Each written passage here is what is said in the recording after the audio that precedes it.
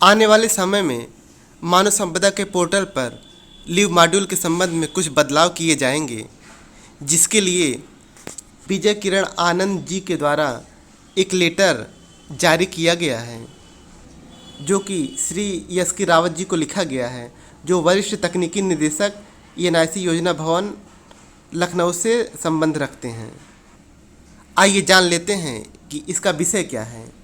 मानव संपदा पोर्टल के leave module में किए जाने वाले परिवर्तन के संबंध में कतिपय इस कार्यालय के पत्रांक EMIS 21/31/2021 दिनांक 30 जुलाई 2021 के संदर्भ ग्रहण करने का कष्ट करें, जिसके माध्यम से मानव संपदा पोर्टल के लीव मॉड्यूल में कतिपय प्रावधान किए जाने का अनुरोध किया गया था।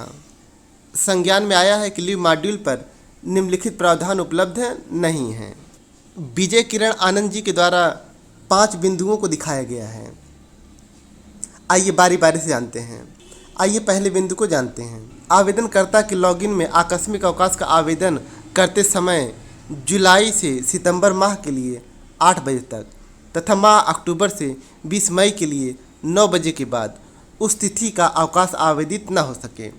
अर्थात दोस्तों, पहले बिंदु के अनुसार स्कूल टाइमिंग के बाद हम कोई भी आकस्मिक अवकाश के लिए आवेदन नहीं कर सकते हैं। दूसरा बिंदु, प्रातः 5 बजे से 9 बजे तक अवकाश स्वीकृत पर रोक हटना चाहिए।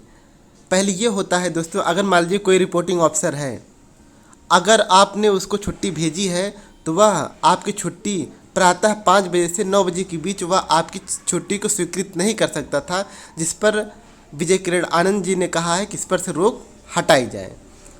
और तीसरी बिंदु, अवकाश स्वीकृत पर निर्णय लेते समय जिस तिथि हेतु अवकाश आवेदित है उस विद्यालय में उस तिथि में कितने कर्मी पूर्व से ही अवकाश पर हैं प्रदर्शित करना। इसका तात्पर्य यह है कि रिपोर्टिंग ऑफिसर को यह दिखे कि हमारे संस्थान में कितने लोग पहले से अवकाश हैं।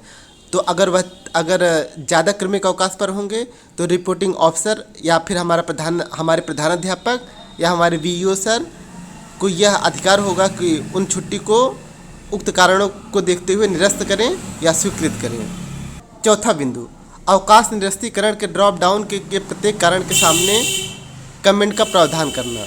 अगर मान लीजिए रिपोर्टिंग ऑफिसर हमारे अवकाश को निरस्त करते हैं तो ड्रॉप डाउन विंडो के साथ साथ एक विशेष कमेंट का भी प्रावधान होना चाहिए कि हमने किस कारण से किया, किस कारण से नहीं किया आदि।